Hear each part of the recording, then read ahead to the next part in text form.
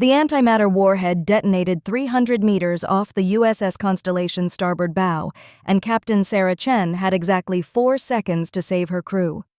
"Brace! Brace! Brace!" Her voice cut through the bridge chaos as the shockwave hit. The experimental frigate, humanity's first true deep space combat vessel, lurched like a tin can kicked downstairs. Consoles exploded in showers of sparks. The artificial gravity flickered. Chen's knuckles went white on her command chair armrests as the ship spun through the black. "Damage report," she barked the moment the world stopped tumbling. "Hull breach, decks 7 through 9, reactor containment holding at 73%. Lieutenant Marcus Webb's fingers flew across his tactical console, even as blood ran down his temple from a gash above his eye. "Ma'am, that blast signature, that wasn't any human weapon." Chen's jaw tightened. 6 months into humanity's first extrasolar expedition, and they'd finally found what everyone had been looking for, proof we weren't alone. They just hadn't expected first contact to start with someone shooting at them. "There," Ensign Yuki Tanaka pointed at the main view screen.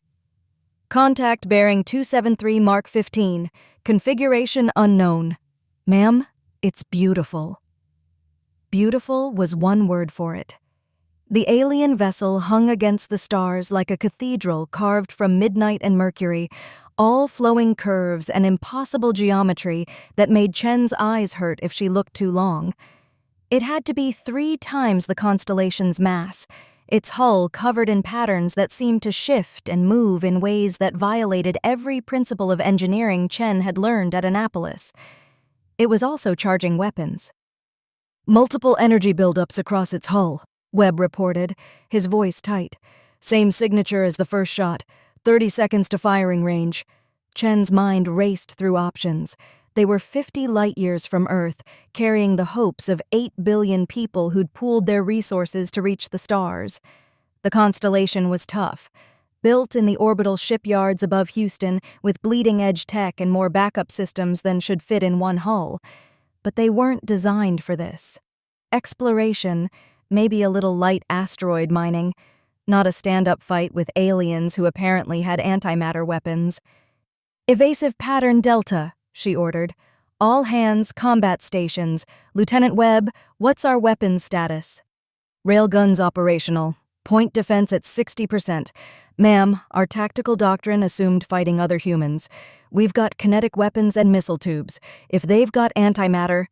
"We're bringing a knife to a gunfight," Chen finished. "I'm aware. Options?" "We run." This from Commander James Reynolds, her XO, usually the most aggressive officer on the ship. "We've got better sublight engines. We burn hard for the heliopause, jump to FTL, warn Earth." "And leave first contact as they shot at us and we ran away?" Chen shook her head. "Not good enough. We need to know why they're shooting, and we need them to know we're not prey." The alien ship fired again. This time the Constellation was ready, her engines burning hard, throwing the frigate into a corkscrew roll that sent the antimatter warhead screaming past into empty space. But Chen could see 3 more energy buildups on her tactical display. The aliens weren't giving up. "Hail them," she ordered. "All frequencies. Let's at least try talking before we die out here." Tanaka worked her communications station with frantic intensity. "Broadcasting on all bands, ma'am. Standard first contact protocols, mathematical sequences, the Arecibo message, everything we brought." No response. Another warhead. Another desperate roll. This one detonated close enough that the EMP made half the bridge systems stutter and reset. The lights flickered. For 5 seconds, they flew in the dark, nothing but emergency lighting and the sound of her crew breathing hard. When the systems came back online, Chen saw something that made her blood run cold. "Ma'am." Webb's voice had gone flat in that way people's voices do when they're processing the impossible. "I'm reading 4 more contacts, same configuration as the first ship. They're surrounding us." Chen pulled up the tactical display. 5 alien vessels, each one a cathedral of impossible technology, boxing them in like wolves around wounded prey. Energy buildups across all of them. They were coordinating, showing a level of tactical sophistication that made her stomach sink. Humanity had reached for the stars and found something that made them look like children playing with sticks. "Ma'am," Reynolds said quietly, "we're out of options." Chen stared at the display, at her crew, scared but holding their posts, at the alien ships that could vaporize them with a thought. And then she remembered something her father had told her back when she was 10 years old and crying because she'd lost a soccer game. He'd been a Marine, 3 tours in the sandbox, more scars than stories. "Sarah," he'd said, "when you can't win by being better, you win by being different. You do something they don't expect, something crazy. That's how humans have survived every fight we've ever been in. We're the species that brings a gun to a knife fight and duct tape to a nuclear reactor." Chen smiled. It wasn't a nice smile. "Ensign Tanaka, I need you to do something weird. Can you route power from the reactor through the communications array?" Tanaka blinked. "Ma'am? That would burn out the entire system. We'd be broadcasting on every frequency simultaneously at levels that would fry any sensitive equipment nearby," Chen finished. "How nearby?" Tanaka's eyes went wide as she understood. "If we dump enough power, maybe 100 kilometers. But ma'am, we'd be deaf and dumb after that. No way to communicate with Earth, with anyone. We're already dead if we don't try something." Chen looked around the bridge. "Anyone have a better idea?" Silence. "Then let's show these aliens what happens when you pick a fight with humans. Webb, the moment we fire the comm overload, I want every railgun we have targeting the nearest ship. Reynolds, plot a ramming course. If we're going down, we're taking one of them with us." "Aye, Captain." Her crew moved with grim determination. "Tanaka, on my mark. 3, 2, 1, mark!" The Constellation screamed. Every communication system on the ship dumped its full power output into space simultaneously. Radio, laser, quantum entanglement arrays, everything. It was like setting off a flashbang in the electromagnetic spectrum. The wave of energy that burst from the frigate wasn't elegant, and it sure as hell wasn't by the book, but it was loud. The nearest alien ship reeled like it had been slapped. Its energy buildup collapsed. The graceful curves of its hull suddenly looked less coordinated, more jerky, like someone had just shouted in a pianist's ear mid-concert. "Direct hit on their systems," Webb reported, grinning despite the blood on his face. "They're blind." "Good.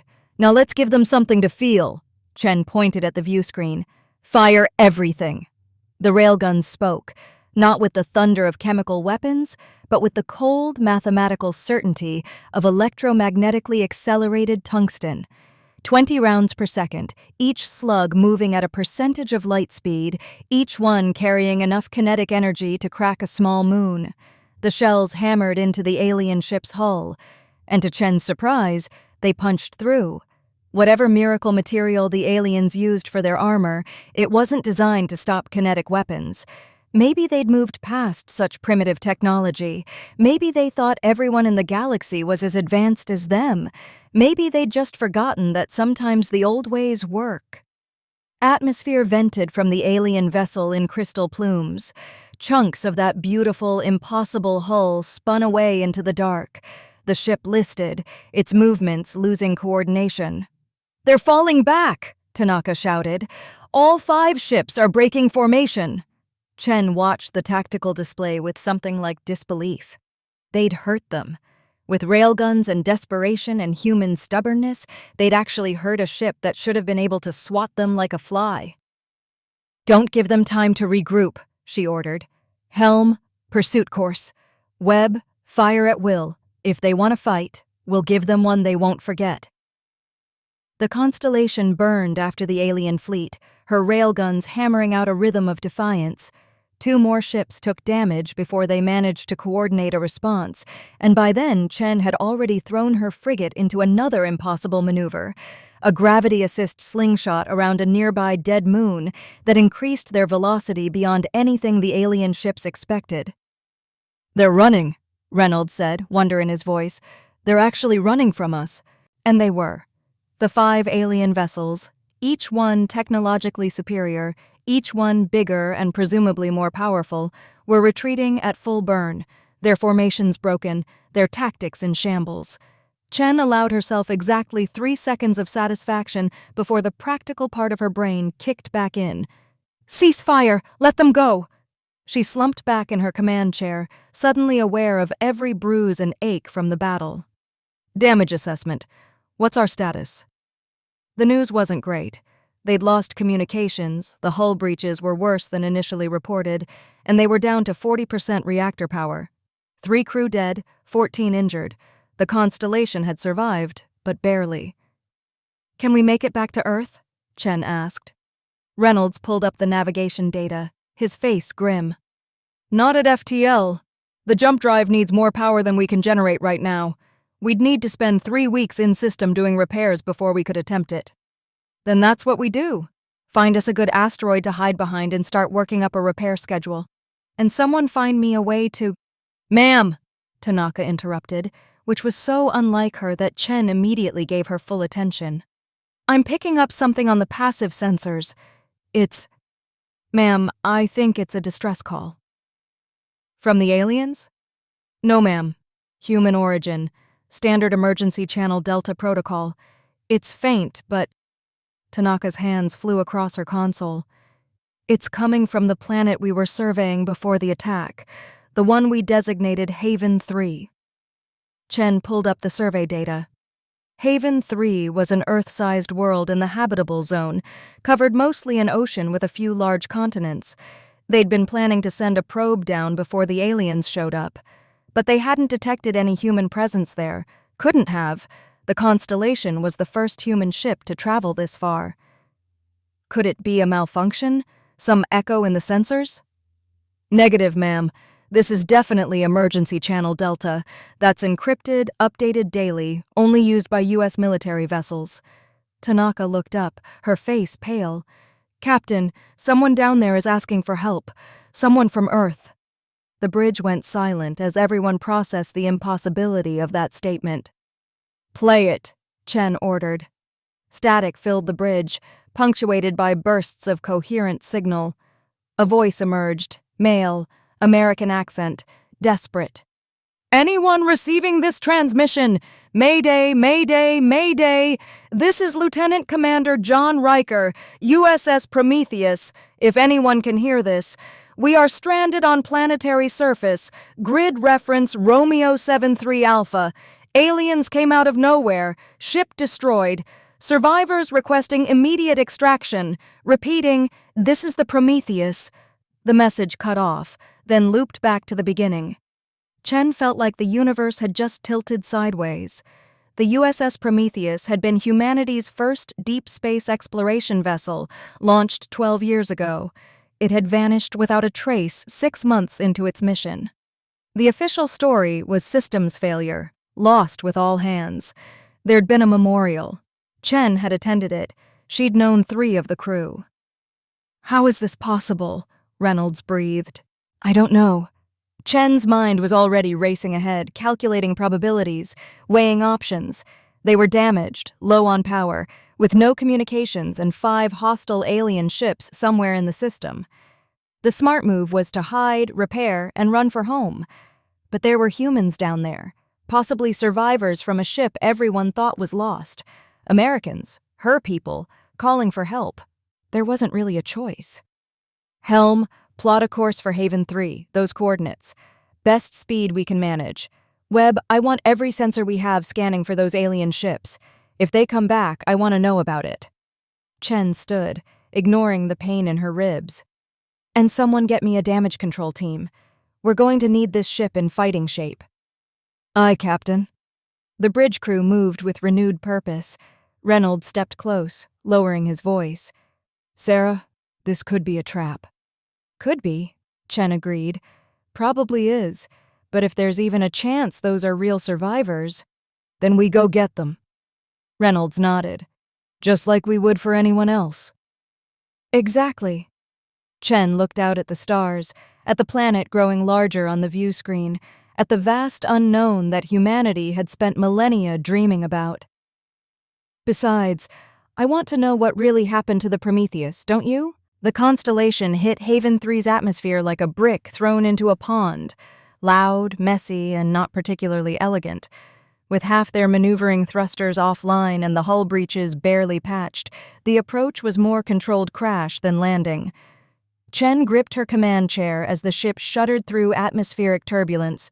The view screen showed clouds streaming past, then ocean, then a coastline of black sand beaches and purple vegetation that definitely wasn't from any Earth ecosystem. "Touchdown in 30 seconds, the helmsman announced, sweat beading on her forehead.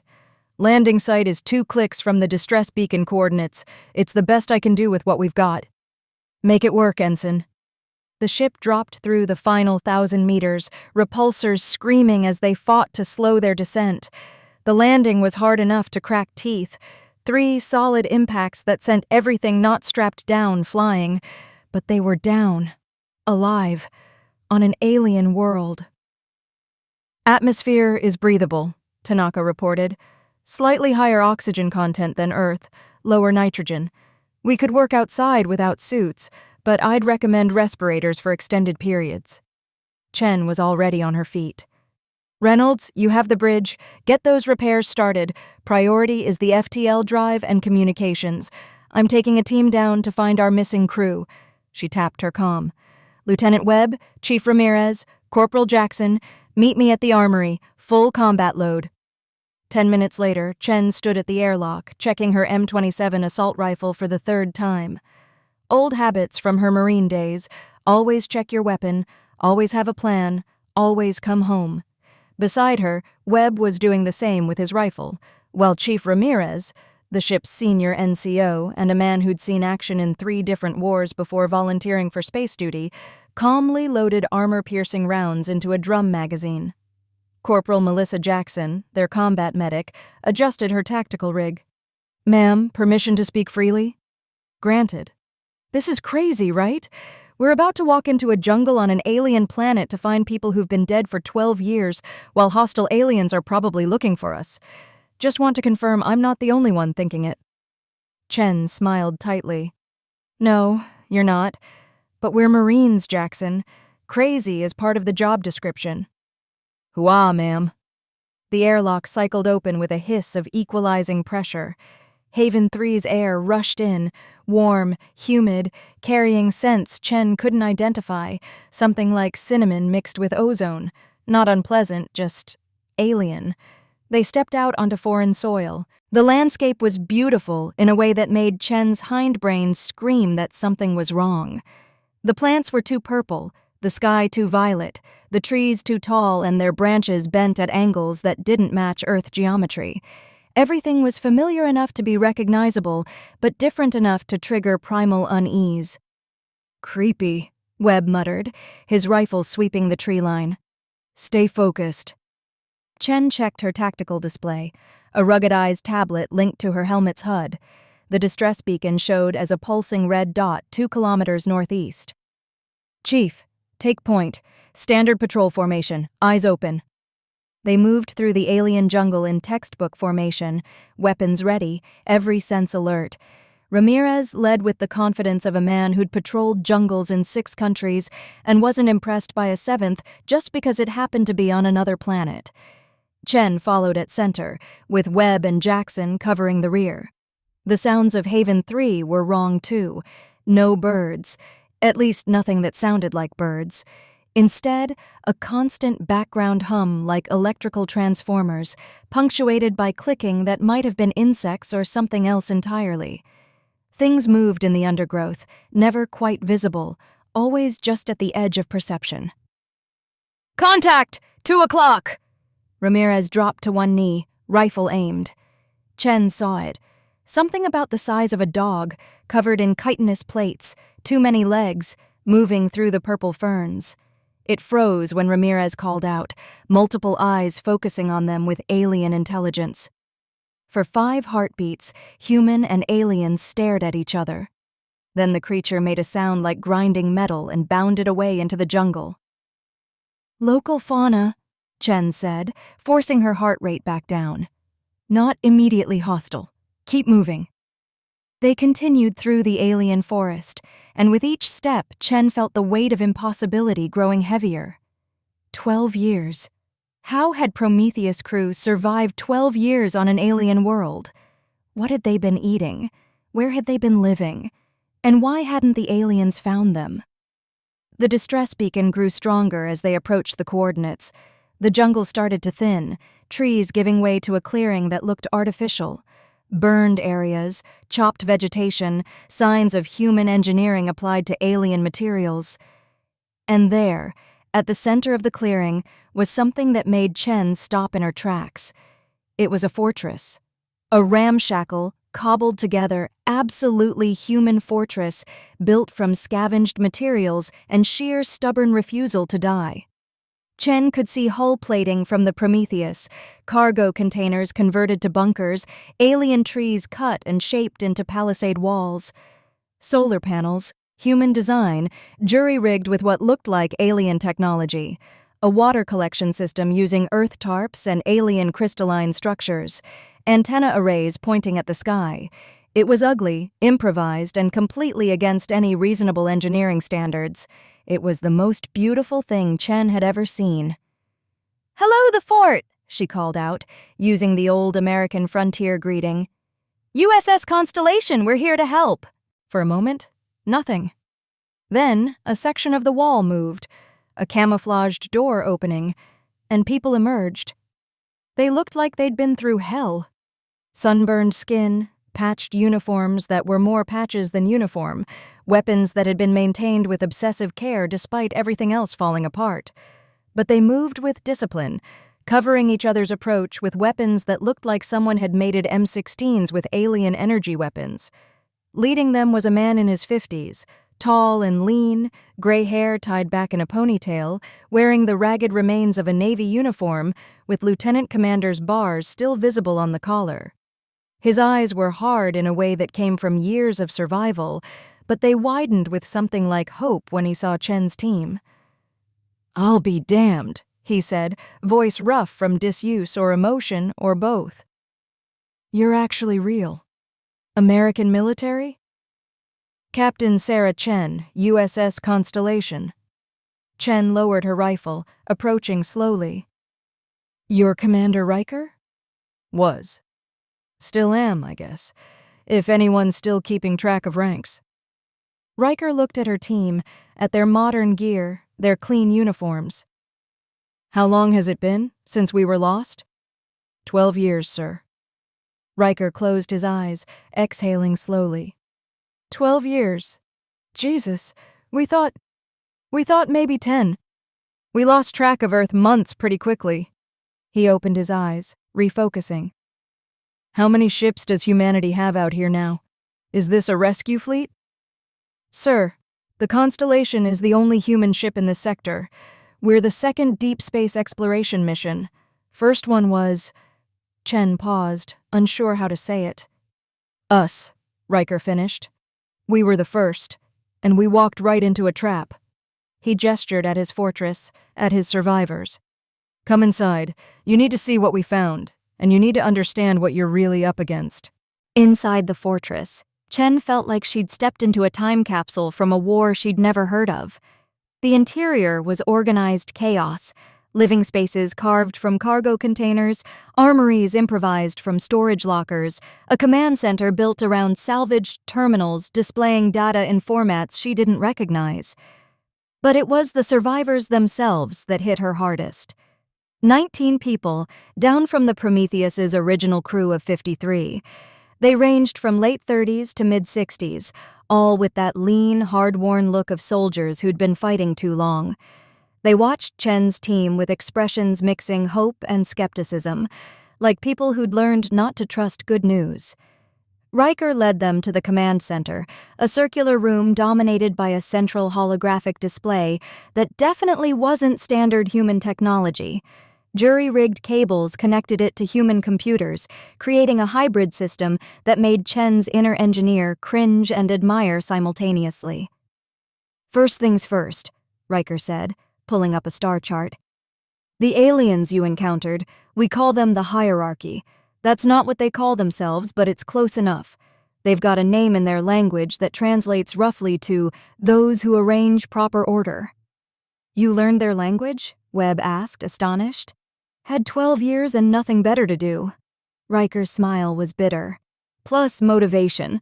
Hard to fight an enemy if you can't understand them. Turns out the hierarchy is bad at encryption. They never expected anyone primitive enough to use kinetic weapons to also be smart enough to crack quantum encrypted communications. He pulled up images, surveillance photos of hierarchy ships, technical schematics, cultural data, all of it painstakingly gathered over years of observation. The hierarchy is an empire that spans about 200 star systems, Riker continued. They've been around for maybe 10,000 years.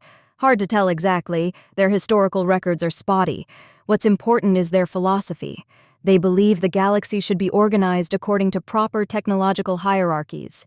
Advanced species deserve to rule. Primitive species should serve. Chen felt a chill run down her spine. And where do humans fall in that hierarchy? Dead last. We're using kinetic weapons and chemical rockets.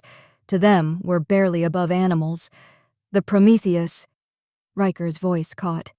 They destroyed us to send a message. Stay in your system, primitives, or we'll do worse. Then why are you still alive? Ramirez asked. Why didn't they finish the job? Because we did something they considered impossible. Riker pulled up another image. A hierarchy ship, one of its hull sections blown open from the inside. We crash-landed one of our shuttles into their flagship's hangar. Survivors fought their way to engineering. Lieutenant Melissa Park, God rest her soul, was a nuclear engineer. She figured out how to overload their antimatter containment. The hologram showed the aftermath. A hierarchy ship split in half, atmosphere venting, debris spreading across kilometers of space. The hierarchy couldn't comprehend it, Riker said. In their understanding of the universe, a species with our technology level shouldn't have been able to damage them at all. It was like if a Stone Age tribe had shot down an F-35 with a sling. They fell back, tried to figure out what they'd missed. By the time they came back to finish us off, we'd scattered into the jungle, been playing hide-and-seek ever since. For 12 years? Jackson's voice was awed. For 12 years. Riker gestured at his people. We salvaged what we could from the Prometheus, learned to eat local plants. Turns out about 30% of Haven 3's vegetation is digestible if you cook it right. Captured hierarchy drones, reverse-engineered their technology, built this fort using their own construction nanites. He laughed, a sound without humor. We've become experts at taking their high-tech equipment and making it work with duct tape and prayers. Chen looked around the command center with new eyes, seeing it now for what it was, a monument to human stubbornness. Every system was a hybrid of human ingenuity and alien technology, held together by improvisation and refusal to die. How many hierarchy ships are in this system? She asked. Usually 2 or 3, rotating patrol. They check on us occasionally, try to hunt us down. We've gotten pretty good at hiding. Riker's expression darkened. But after your fight with them, I'd expect that number to increase. You embarrassed them, Captain. The hierarchy doesn't handle embarrassment well. We need to get everyone off this planet, Chen said. The Constellation is damaged but spaceworthy. If we can... No. Chen blinked.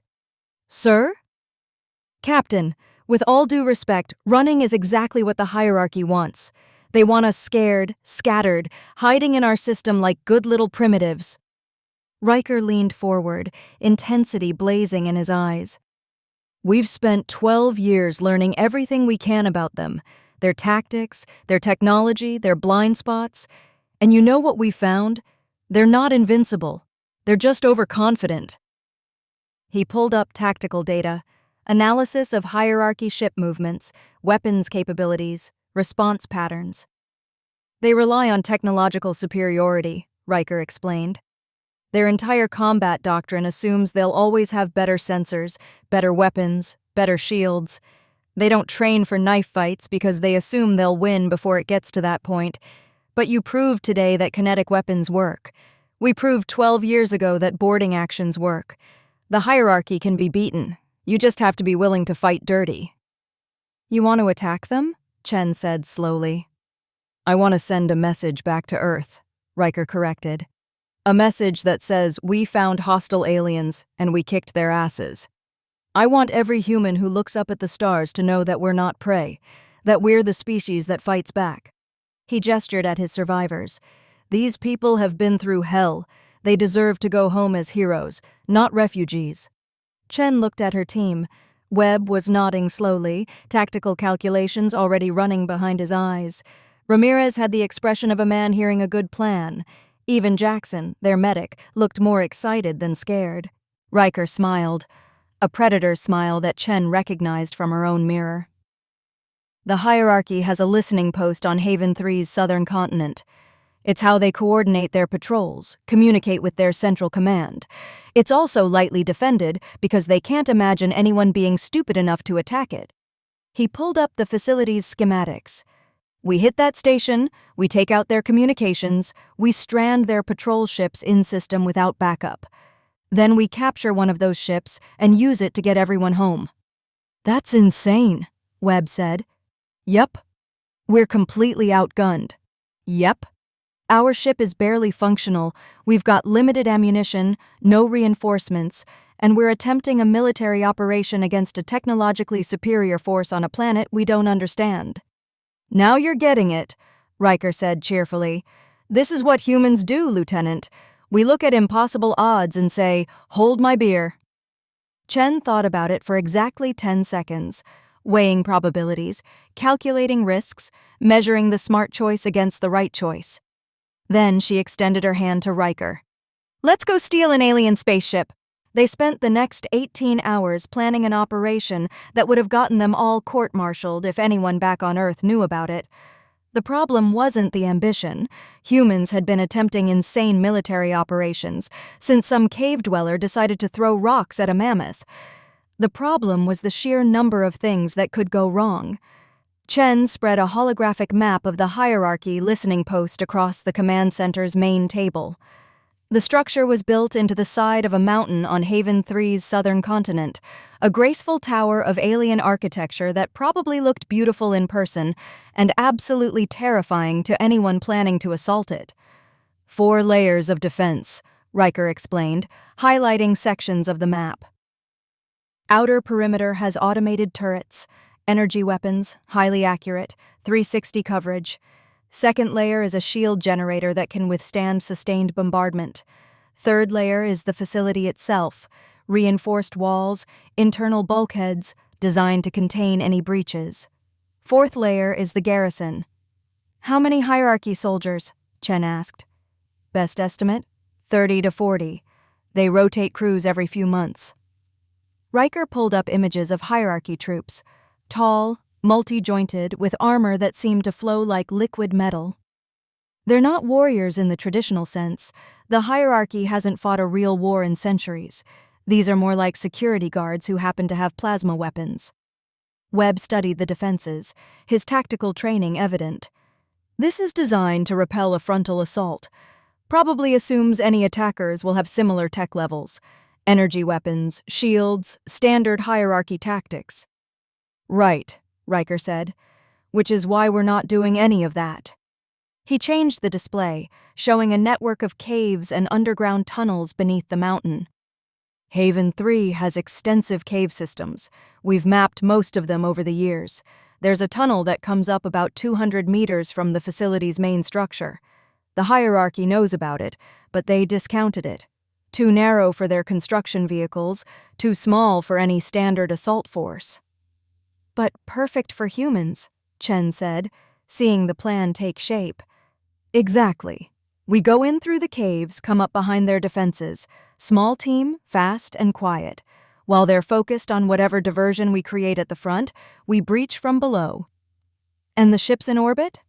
Reynolds had joined them via comm link from the Constellation, coordinating repairs while listening to the tactical planning. Even if we take the listening post, those patrol ships will respond. That's where your frigate comes in, Riker said. The Constellation is damaged but mobile. You position yourself here. He indicated a point in low orbit, between the listening post and the patrol ships. When we hit the facility, they'll move to investigate. You intercept, keep them busy. You're asking me to play chicken with alien warships, Reynolds said dryly. Just for 10 minutes. That's all we need. We get in, shut down their communications, grab whatever data we can on their command codes, then blow the facility. The patrol ships lose contact with command. We use the codes to spoof their systems, convince them to land for maintenance checks, then we take them when they're on the ground. Chen shook her head in admiration. It's the dumbest plan I've ever heard. Thank you. I'm in. Over the next hours, they refined the operation. Chen would lead the assault team, herself, Riker, Webb, Ramirez, Jackson, plus 6 Prometheus survivors who'd become experts at close-quarters combat against the hierarchy. Reynolds would command the Constellation, using hit-and-run tactics to keep the patrol ships occupied.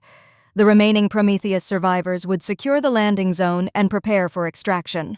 Equipment check, Chen ordered as they prepared to move out.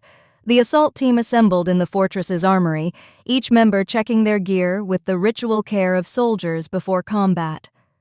The weapons were a mixture of human and alien technology that would have horrified any regulations officer.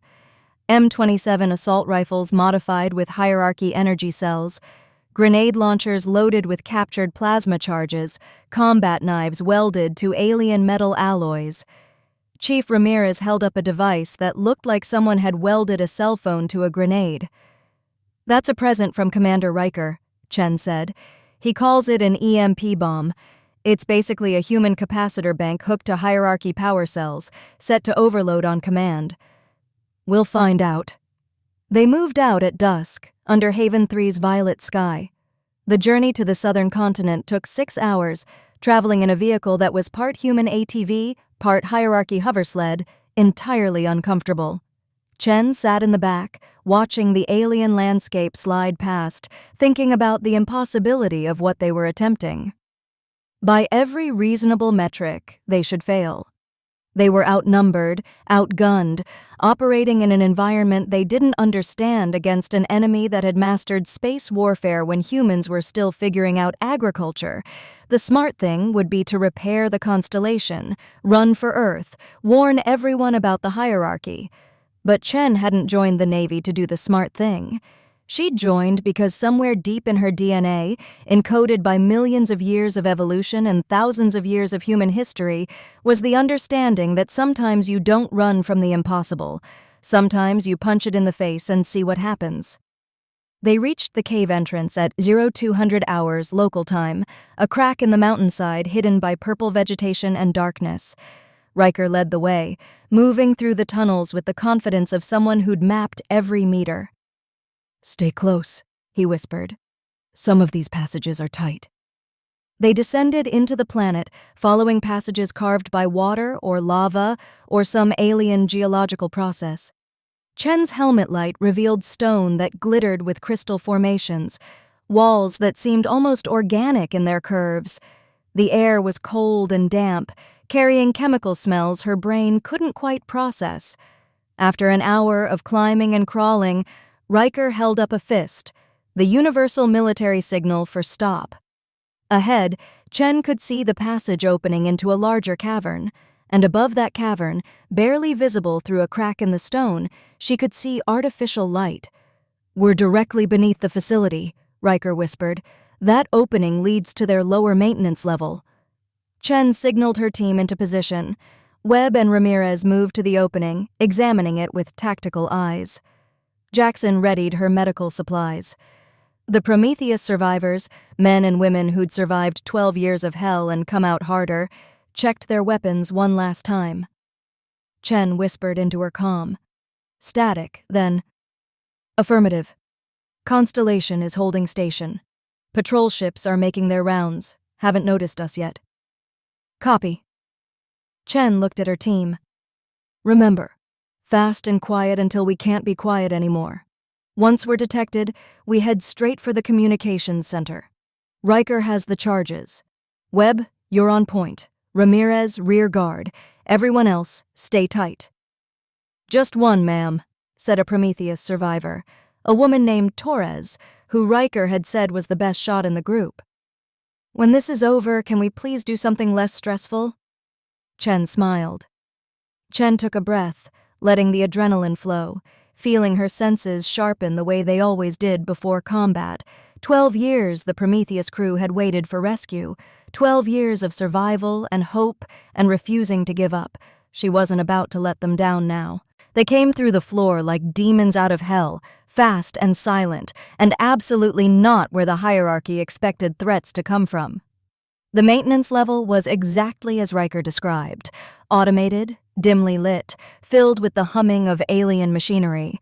They crossed it in 30 seconds, encountering nothing but cleaning drones that barely registered their presence before Webb's suppressed rifle put electromagnetic pulses through their sensor arrays.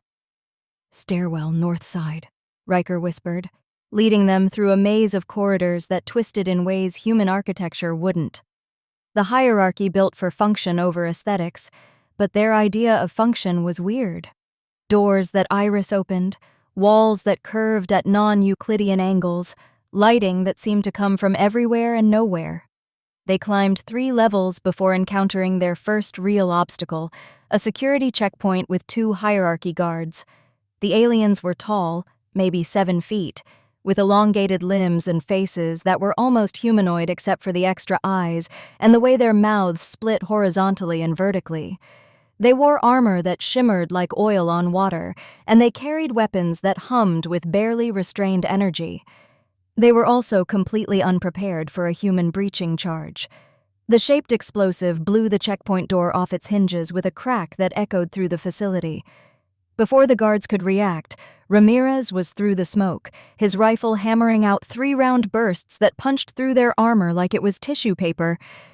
"So much for quiet," Webb said, already moving to the next corridor. Alarms shrieked. Red light flooded the passages.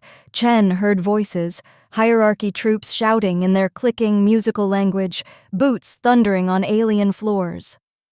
"Communications center is 2 levels up," Riker shouted over the chaos.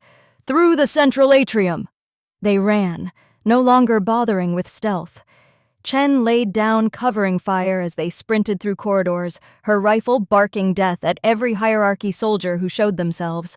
Plasma bolts sizzled past, scorching walls and floor. One caught Torres in the shoulder, spinning her around. But the woman just snarled, switched her rifle to her offhand, and kept shooting. The central atrium was a cathedral of alien design, a vast circular space rising 5 stories, with walkways spiraling up the walls and open air in the center. It was beautiful. It was also a killing field. "Contact! All levels!" Webb called, dropping behind a support pillar as plasma fire converged from above. "We're in the open!" "Then we go up fast!" Chen grabbed one of Riker's EMP bombs, armed it, and hurled it into the center of the atrium. "Fire in the hole!" The device detonated with a pulse that Chen felt in her teeth. Every light in the atrium died. Emergency systems flickered and failed. The walkways, held up by some kind of magnetic suspension, dropped an inch before backup gravity kicked in. And in the chaos, the assault team moved. They went up the walkways in a fighting climb, leapfrogging positions, covering each other with textbook precision. Hierarchy troops tried to stop them, but the aliens were trained for clean, technological warfare. They didn't know how to handle humans who brought knives to gunfights and used their own equipment against them. Ramirez reached the communications center first, his boot kicking in the door with Marine Corps enthusiasm. "Clear! We're in!" The communications center was a sphere of holographic displays and crystalline control surfaces that Chen couldn't begin to understand. But Riker could. 12 years of study condensed into this moment as he ran to the central console, his hands flying across alien interfaces. "Shutting down the communications array," he muttered, fingers dancing. "Locking out remote access protocols." "Yes, they're blind," Chen demanded, firing through the doorway at pursuing hierarchy troops. 10 minutes if they're smart, 5 if we're unlucky. I'm downloading their command codes now. There." Riker pulled a data crystal from the console. Jackson asked, reloading her rifle. "Educated guess, based on 12 years of research." An explosion rocked the facility, something big from outside. Chen's comm crackled to life with Reynolds' voice, tight with stress. "Captain, you need to hurry. We've got both patrol ships incoming, and they're not happy." "Copy that, Commander. Hold them off." Chen turned to Riker. "Set the charges. Everyone else, let's—" The wall exploded inward. Not a door. The actual wall, stone and metal and alien composites blowing apart in a shower of debris. Through the smoke came something Chen had only seen in briefing files. A hierarchy heavy assault unit. It was massive, 8 feet of armored death with weapons built into its arms and enough firepower to level a building. Its helmet had a dozen sensor clusters, all focusing on the human assault team with cold mechanical precision. And it was pissed. The unit fired. Not plasma, but something worse. A projectile that moved too fast to track, trailing distortion like heat haze. It hit the wall behind Chen's head, and suddenly there was just void. A perfect sphere of nothing where stone and metal had been, matter erased at the molecular level. Chen shouted, returning fire. Her rounds sparked off the unit's armor, doing nothing. "You've got 30 seconds!" The assault unit advanced, weapons charging. Ramirez unloaded an entire magazine into it, achieving nothing but its attention. It turned toward him, arm weapon glowing. And Torres hit it from the side with a captured hierarchy plasma grenade. The explosion was spectacular. The heavy unit stumbled, armor cracking, one arm hanging loose, but it wasn't down. It turned toward Torres, weapon rising, and Jackson, their medic, their quiet voice of sanity, charged it with nothing but a combat knife and absolute commitment. She went low, under its weapons arc, and drove the blade into the seam between its armor plates.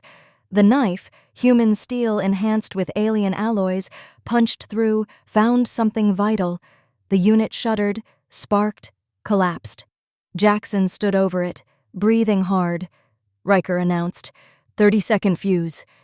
They ran, back through the communication center, down the walkways, through corridors filled with smoke and emergency lighting.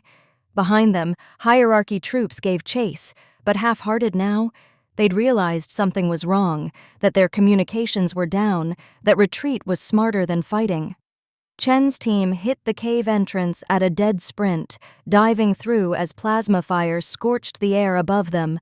They scrambled down into darkness, feeling their way through passages they'd memorized on the way in. 10 seconds. 5. The facility erupted behind them. Not a simple explosion, but a cascading failure as Riker's charges hit the hierarchy power systems. Antimatter containment failed. Fusion reactors overloaded. The mountain shook like a living thing, and Chen heard stone groaning as passages collapsed.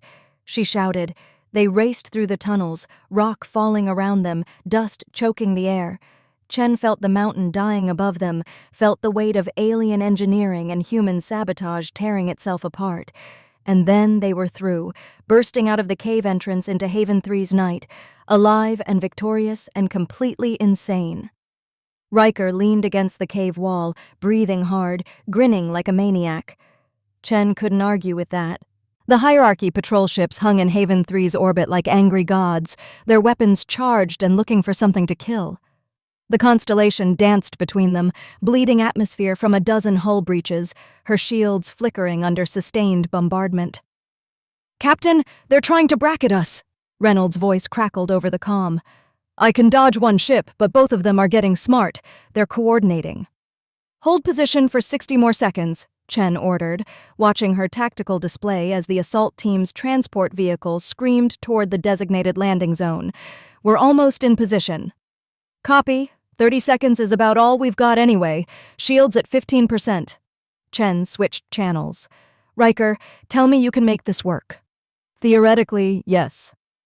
Riker was in the transport's back, jury-rigging the captured hierarchy command codes into a transmission array he'd built from spare parts and hope.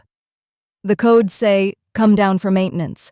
The question is whether they'll trust that message with their listening post exploded and a human frigate shooting at them." Only one way to find out. Chen spotted the landing zone ahead, a clear area the Prometheus survivors had established, marked with chemical lights. Reynolds, we're on the ground. Transmit Riker's codes on my mark, and then get the hell out of there before they realize it's a trap. Roger that. It's been an honor, ma'am. Save the eulogies, Commander. We're all going home. Chen turned to Riker. Send it. Riker activated the transmission array. To the patrol ships, it would look like a priority maintenance order from the listening post, specifically, a warning that their weapons systems had developed quantum flux instabilities and needed immediate servicing before they fired again. It was the kind of bureaucratic order that militaries across the galaxy probably dealt with constantly. It was also complete fiction. For 10 seconds, nothing happened. The patrol ships continued their assault on the Constellation, plasma bolts hammering the frigate's failing shields. Then, simultaneously, both ships broke off the attack. They're changing course, Reynolds reported, disbelief in his voice. Both ships are descending. They're coming down. They believed it, Riker breathed. They actually believed it. Chen watched the tactical display as the two hierarchy vessels entered atmosphere, their shields glowing with re-entry heat. They were magnificent ships, easily twice the Constellation's size, flowing lines and impossible curves that made human engineering look crude by comparison. And they were flying straight into a trap. All teams, execute capture plan, Chen ordered. Remember, we want these ships intact if possible. Dead aliens are acceptable. Blown reactors are not. The Prometheus survivors had spent 12 years learning to fight dirty. Now they showed what that education looked like. The hierarchy ships touched down in a valley 2 kilometers from the landing zone, smooth, graceful landings that showed the kind of precision only advanced automation could achieve. Their crews would be preparing for routine maintenance, expecting repair drones and diagnostic equipment. What they got was Chief Ramirez with a shoulder-fired missile. The first missile hit the lead ship's landing gear, not enough to destroy the vessel, but enough to trap it on the ground. The second missile hit the other ship's engine exhaust, causing a cascading failure that vented coolant across the valley floor. Before the hierarchy crews could react, the assault teams moved. They hit both ships simultaneously, using shaped charges to breach the hulls at weak points Riker had identified. Human soldiers poured through the openings, firing as they came, showing no mercy to aliens who'd hunted them for 12 years. Chen led the assault on the lead ship, her team moving through corridors that were designed for creatures taller than humans. They had to crouch, but that actually worked in their favor, making them harder targets. Hierarchy crew members stumbled into the crossfire, shocked by the impossible. Primitives, aboard their ship, attacking with kinetic weapons that their armor wasn't designed to stop. The fighting was brutal and short. Within 10 minutes, both ships were secured, their crews either dead or surrendered. Chen stood on the bridge of the lead vessel, the same configuration she'd seen through her view screen days ago, but now captured, controlled by humans who'd refused to accept their place in the galaxy's hierarchy. Engineering reports all systems functional, Webb called out, examining an alien console with the help of a Prometheus survivor who'd become expert in hierarchy technology. We've got power, life support, and holy shit, ma'am, we've got FTL. Both ships are ours, Ramirez reported from the second vessel. Minimal damage. We can fly these things. Chen allowed herself a moment of satisfaction. They'd done it. Against impossible odds, with nothing but human stubbornness and a refusal to follow the rules, they'd captured 2 alien warships. Get everyone loaded, she ordered. All Prometheus survivors, all Constellation crew. We're taking both these ships home. Reynolds, can you get the Constellation spaceworthy enough for one more jump? Negative, ma'am, Reynolds replied. We're bleeding atmosphere. Our reactor is running on dreams and duct tape, and I don't trust our FTL drive not to explode if we push it. But, a pause. Ma'am, we've got something better. The Constellation's core computer has records of everything we've learned out here. Alien contacts, hierarchy tactics, complete sensor logs. That data is worth more than the ship. Chen understood immediately. The frigate was dead, but her mission could live on. Strip everything valuable and abandon ship. Set her to autopilot on a solar orbit. Maybe someday we'll come back for her. Aye, Captain.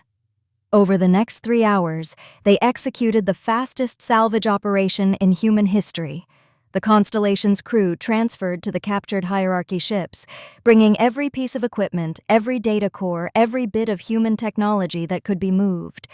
The frigate that had carried them 50 light-years from Earth was reduced to a hollow shell, drifting in orbit above an alien world. But 2 better ships now carried her crew and her mission home. Chen stood on the bridge of her newly captured vessel, they'd nicknamed it Defiance, watching Haven 3 shrink in the view screen. Beside her, Riker worked through the hierarchy navigation systems, plotting a course back to Earth. "It's going to take us about 4 weeks at maximum FTL," he said. "These ships are fast. Could probably make it in 2 if I pushed them, but I'd rather not blow us up halfway home." 4 weeks is fine." Chen looked around the bridge, at her crew mixed with Prometheus survivors, at the alien consoles they were learning to operate, at the impossible made real through human ingenuity. "We've got a lot to discuss before we get back, starting with how we're going to explain this to Command." Riker laughed. "Ma'am, we're arriving in captured alien warships with survivors who were declared dead 12 years ago. I don't think explaining is going to cover it." "Fair point." "Helm," Chen ordered. "Take us home." The Defiance and its sister ship turned toward Earth, their drives powering up with energies human scientists would need decades to understand. And aboard both vessels, crew members who'd faced the impossible and won settled in for the journey home. They'd gone into the dark expecting to find answers to humanity's oldest question: are we alone? They'd found the answer, and they'd also found something more important: proof that humans belonged among the stars, not as supplicants or refugees, but as equals who'd earned their place through courage and impossible victories. 4 weeks later, the Defiance dropped out of FTL at the edge of Earth's solar system, its sister ship Persistence right beside it. And immediately, every military sensor from Luna to Mars locked onto them. "Unknown vessels, this is Solar Defense Command," a voice crackled over the comm. "You are approaching restricted space. Identify yourselves immediately or you will be fired upon." Chen smiled. She'd been practicing this moment for 4 weeks. "Solar Defense, this is Captain Sarah Chen, USS Constellation. Transmitting recognition codes now. Please be advised, we're returning from first contact and we've brought souvenirs." There was a long pause. Then, "Captain Chen? Ma'am, you're alive?" "Affirmative, Solar Defense. Alive, intact, and carrying survivors from the USS Prometheus, requesting approach clearance and immediate meeting with Joint Chiefs. Also, you're going to want to scramble some scientists. We've got a lot to talk about." The journey from solar perimeter to Earth orbit took 6 hours, and by the time they arrived, half the military brass in the system had assembled to meet them. Chen watched through the view screen as shuttles approached, carrying admirals and generals and politicians all wanting to be first to hear the impossible story. Commander Reynolds, promoted to captain for bringing back his crew against all odds, stood beside her on the bridge. "Think they'll believe us?" "Doesn't matter if they believe," Chen said. "We've got 2 alien warships as evidence, and a message from the hierarchy that they're going to have to address." That message had arrived a week into their journey home, a quantum-entangled transmission that Riker had been able to decrypt. It was short, direct, and exactly what Chen had hoped for. "Primitive species of Sol 3. Your actions constitute violation of established order. You will remain in your system. You will not expand further. You will accept your place in the proper hierarchy of civilized species. Failure to comply will result in immediate sanction. This is your only warning." Riker had laughed when he read it. "They're scared. They're trying to sound tough, but read between the lines. They're scared of us." Chen agreed. The hierarchy had spent millennia assuming their technological superiority made them untouchable. Humanity had shattered that assumption in 2 engagements, using nothing but kinetic weapons, boarding actions, and a complete disregard for playing by established rules. The galaxy had a new variable to account for: humans who refused to know their place. The shuttles docked. Admirals came aboard, their faces showing shock as they examined hierarchy technology and heard survivors tell stories that should have been impossible. Chen gave her report, calm, professional, detailed, knowing that every word would be analyzed 1,000 times. And then Admiral Marcus Keating, chairman of the Joint Chiefs, asked the question everyone was thinking. Captain Chen, in your professional opinion, what should humanity do next? Chen looked at Riker, at her crew, at the Prometheus survivors who'd spent 12 years refusing to accept defeat. She thought about the hierarchy's message, about their assumption that humans would meekly accept their assigned place. Sir, we have 2 captured alien warships. We have data on hierarchy technology, tactics, and psychology. We have survivors who've become experts in fighting them. And we have proof that humanity can compete with species that have thousands of years head start on us. Chen straightened. I recommend we reverse engineer these ships, build our own fleet, and prepare for war. Because the hierarchy isn't going to leave us alone. And the only thing more dangerous than fighting them is looking weak. You're talking about militarizing our entire space program, Keating said slowly. I'm talking about survival, sir. The hierarchy believes in hierarchy. Strong over weak, advanced over primitive. We showed them we're neither weak nor primitive. Now we need to show them we're strong enough that attacking us costs more than they're willing to pay. Keating looked around at the other admirals, at the alien bridge, at the impossible made real.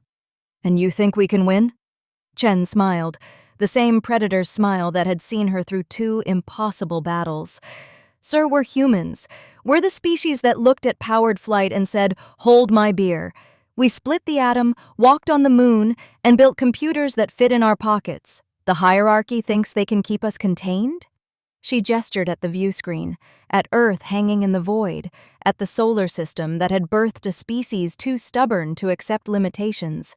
Let them try. We'll show them what happens when you pick a fight with the species that brings duct tape to a starship battle. Around the bridge, crew members, human and survivors, Navy and Marine, officers and enlisted, nodded in agreement. The hierarchy wanted humanity to stay in their place, to accept their assigned role as primitives in a galaxy of advanced species. Humanity had a different idea. The war hadn't started yet. But it was coming. And when it did, the galaxy was going to learn what humans had known since the first cave dweller threw a rock at a predator. We don't back down, we don't give up, and we sure as hell don't play by anyone else's rules. The age of human exploration was over. The age of human expansion had begun, and the hierarchy was about to learn why, throughout human history, the worst thing you could do was tell humans what they couldn't achieve. Final stats. Duration of first contact, 4 minutes, 37 seconds. Survival rate, against impossible odds. Ships captured, 2. Message delivered, loud and clear. Human casualties, too many, but fewer than they deserved. Alien casualties, enough to get their attention. Technological advancement, 1,000 years in 4 weeks. Status of humanity, no longer content to watch the stars. Status of the galaxy, about to get interesting. End log entry. Captain Sarah Chen, USS Defiance. They wanted a hierarchy. We gave them hell.